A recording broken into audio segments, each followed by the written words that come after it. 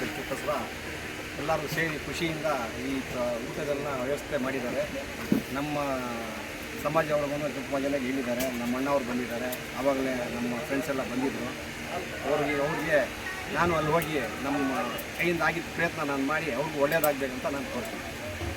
1 ತಾರೀಕು ಇಲ್ಲಿಂದ ಬರ್ತೀನಿ. 6ನೇ ತಾರೀಕು ನಮ್ಮದು ಇಲ್ಲಿ ಊಟಕ್ಕೆ ಇರುತ್ತೆ. 12ನೇ ತಾರೀಕು ನಮಾಜ್ ಆದಮೇಲೆ 2 ಗಂಟೆಗೆ ಇಲ್ಲಿಂದ ನಾವು ಎಲ್ಲರೂ ಆಶೀರ್ವಾದ ಮಾಡಬೇಕು. ಆರಾಮಾಗಿ ಹೋಗಿ ಜರ್ನಿಯಲ್ಲಿ ಆರಾಮಾಗಿ ಹೋಗಿ ಆರಾಮಾಗಿ ಸುಖವಾಗಿ ಬರಲಿ ಅಂತ ಎಲ್ರದ್ದು ಆಶೀರ್ವಾದ ಇರಬೇಕು. ಎಲ್ಲರದ್ದು ಆಶೀರ್ವಾದ ಇದ್ರೇ ಅದು ದೇವರು ಕಾಪಾಡೋದು. ಅದು ಎಲ್ರಿಗೆ ಕೋಟಿಗಳಿರ್ತದೆ ಕಾಸು, ಅಂದರೆ ಎಲ್ರಿಗೂ ಹೋಗೋದಕ್ಕೆ ಅವಕಾಶ ಸಿಕ್ಕೋದಿಲ್ಲ. ಎಲ್ರಿಗೂ ಹೋಗೋಕೆ ಅವಕಾಶ ಸಿಕ್ಕೋದಿಲ್ಲ, ಸ್ವಲ್ಪ ಜನಕ್ಕೆ ಅದು ಅವಕಾಶ ಸಿಕ್ಕೋದು. ಅದು ಅವಕಾಶ ಇವ್ರು ಸಿಕ್ಕಿದೆ. ಇವ್ರ ಅಪ್ಪ ಅಮ್ಮ ಅವರೆಲ್ಲ ಹೋಗಿ ಬಂದಿದ್ರು, ಮತ್ತು ಇವ್ರಿಗೆ ಸಿಕ್ಕಿದೆ. ಅದು ಭಾಳ ಸಂತೋಷ ಸುದ್ದಿ.